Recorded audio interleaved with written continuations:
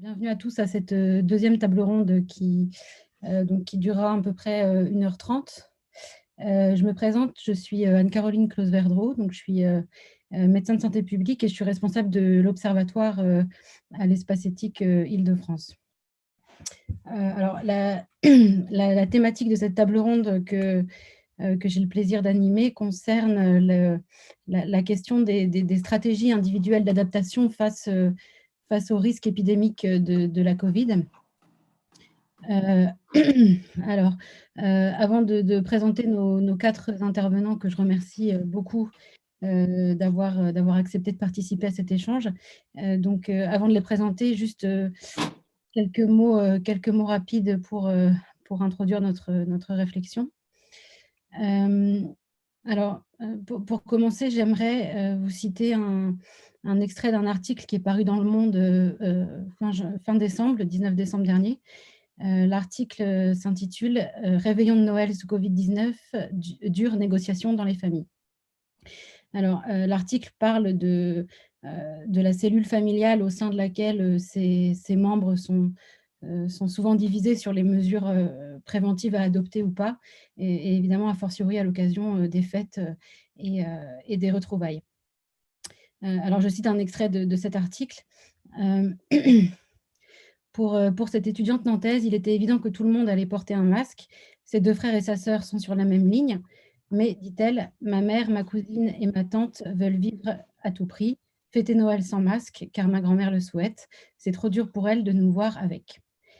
Cette étudiante se demande comment aller contre la volonté de sa grand-mère et se déchirait entre, dit-elle, fêter Noël et profiter peut-être des dernières années de ma grand-mère au risque de la contaminer, pour ne pas dire pire, ou porter un masque et me mettre à dos à peu près toute ma famille qui va voir en moi la rabat-joie de services surinformés. Fin de citation. Voilà, donc on voit bien ici comment finalement face à une situation complexe, face à l'incertitude d'une situation, chacun individuellement aura une perception du risque qui lui est propre, chacun en fonction de sa situation personnelle, de tout un ensemble complexe de déterminants.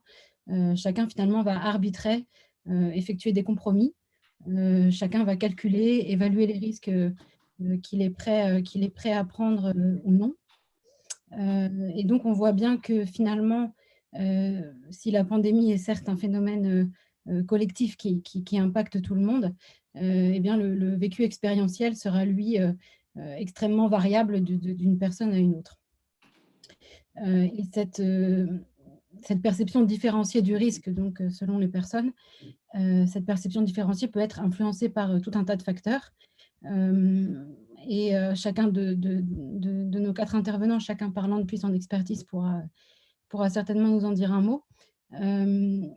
Alors, parmi ces facteurs, on pense évidemment à l'âge, au milieu socio-économique et culturel, au métier, mais aussi au statut de personne à risque. Évidemment, si l'on est soi-même à risque en raison d'une maladie chronique, par exemple, eh bien, on ne mettra probablement pas en place les mêmes stratégies d'adaptation qu'une personne jeune sans facteur de risque, par exemple. On peut mentionner aussi le fait d'avoir ou non fait l'expérience de la maladie, voire du décès d'un proche atteint du Covid. Et ça aussi, ce facteur-là aussi est susceptible évidemment de modifier notre perception du risque. Voilà, donc en somme, la peur d'être soi-même contaminé ou bien d'être soi-même vecteur du virus pour ses proches, cette peur sera plus ou moins forte selon les individus. Et il en résultera des niveaux de vigilance différents, ainsi que des stratégies différentes, voire divergentes et conflictuelles, d'adaptation au risque. Pour le dire autrement, on retrouve donc d'un individu à l'autre des degrés variables de perception du risque de contagion, et donc des comportements et des réactions qui sont là aussi variables. Donc concrètement, les individus peuvent être plus ou moins disposés à mettre de côté leur plaisir immédiat, à sacrifier certains plaisirs immédiats au nom de la protection du bien commun. Et il semblerait par exemple que cette épidémie soit genrée, au sens où les femmes adopteraient, semble-t-il, davantage que les hommes les mesures de prévention. C'est-à-dire que les femmes en feraient plus, accepteraient de sacrifier davantage de choses que les hommes pour protéger ceux qui sont les plus vulnérables.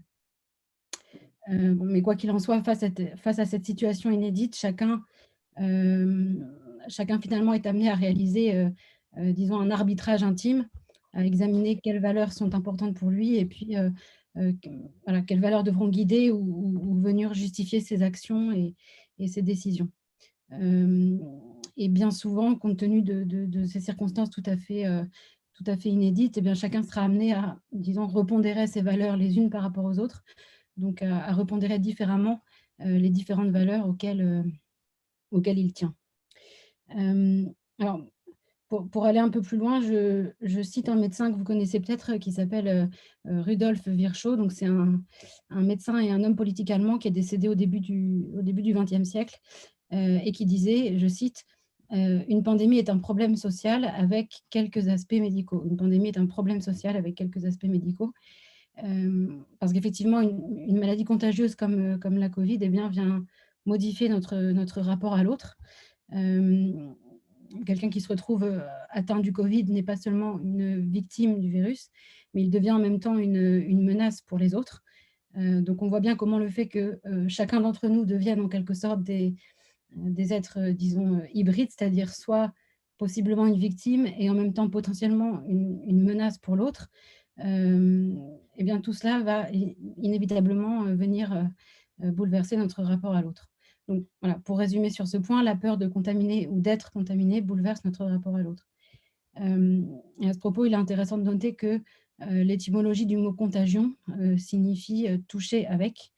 Et effectivement, hein, dans notre vie sociale, ce toucher occupe une place très importante dans les liens qu'on tisse et qu'on entretient avec les autres. Et là, depuis bientôt un an, on a tous plus ou moins intériorisé ces règles de distanciation physique, hein, dites aussi distanciation sociale. Et ces règles, précisément, nous imposent de bannir de nos habitudes tous les gestes rituels qui accompagnent et qui rythment notre rapport à l'autre. Donc, finalement, peu à peu, on voit bien comment on a tous plus ou moins pris l'habitude de désormais calculer nos gestes. On ne serre plus la main spontanément, on ne fait plus la bise spontanément. Donc on calcule, on évalue, on arbitre. Et chacun individuellement va arbitrer différemment. Alors, sauf que tous ces arbitrages au niveau donc, individuel, intime, vont avoir des conséquences évidemment au niveau collectif, hein, donc au niveau des courbes de l'épidémie et donc au niveau du sort qui est réservé à une population. Et donc à partir de là, eh bien, les pouvoirs publics ont une certaine responsabilité hein, vis-à-vis de ces stratégies individuelles d'adaptation, vis-à-vis de ces différents comportements individuels. Et tout l'enjeu pour les pouvoirs publics, ça va être évidemment de pouvoir avoir un impact sur ces comportements et aussi de parvenir à s'adapter à la variabilité de ces comportements. Et évidemment, la question que l'on peut se poser ici, c'est dans quelle mesure les pouvoirs publics, dans quelle mesure les recommandations sanitaires peuvent et doivent chercher à exercer une influence sur les comportements. Donc, autrement dit, à quelles conditions ils peuvent effectivement avoir pour objectif de modifier les comportements des gens et dans quelle mesure ils doivent effectivement chercher à le faire. Alors, à partir de là, il apparaît légitime de s'interroger aussi sur les stratégies les plus efficaces pour faire baisser le nombre de contaminations. Autrement dit, quels sont les discours, les types d'informations, quels sont les messages qui font que les individus se sentent concernés, quelles sont les données chiffrées les plus parlantes, les plus percutantes pour les individus. Et derrière tout ça, c'est finalement la question de savoir ce qui est attendu des communicants en santé publique. Et puis, dans l'objectif d'avoir un impact sur les comportements des gens, que doit-on penser hein, des stratégies de la peur et de la sanction? Et puis aussi, jusqu'où est-il éthique de chercher à influer sur les comportements pour infléchir les courbes de l'épidémie au nom du bien commun? Et que penser de l'idée que prônent certains qu'en l'absence de sanctions, finalement, on ne peut pas être suffisamment efficace? Finalement, la question ici, c'est dans quelle mesure et à quelles conditions on peut miser, on peut compter sur la responsabilité individuelle des citoyens, à quelles conditions cela peut fonctionner de miser finalement sur la responsabilité morale, le sens du devoir moral des individus. Autrement dit, est-ce qu'on peut faire confiance aux gens, et tabler sur leur capacité à faire attention à l'autre? Et s'agit-il d'ailleurs, et je m'arrêterai là pour cette introduction, s'agit-il d'éduquer les gens pour qu'ils respectent, les règles imposées? Ou bien, s'agit-il plutôt de réfléchir à des stratégies pour, promouvoir et cultiver cette attention à l'autre? Alors, pour aborder, tous ces questionnements, nous avons le plaisir d'accueillir, 4 intervenants que je remercie, à nouveau beaucoup, d'être là. Donc nous allons entendre, dans l'ordre, Grégoire Borst, qui est, professeur de psychologie du développement et de neurosciences cognitives de l'éducation à l'université Paris-Descartes et qui est également directeur du laboratoire de psychologie du développement et de l'éducation de l'enfant. Ensuite, nous entendrons, Clément Tarantini, qui est chercheur post-doctorant en anthropologie, à l'Espace éthique, de la région Île-de-France. Ensuite, Alexis Ardouin, qui est médecin de veille et de sécurité sanitaire à l'ARS Île-de-France. Et enfin, nous entendrons Sébastien Claes, qui est, responsable de la médiation, à l'Espace éthique.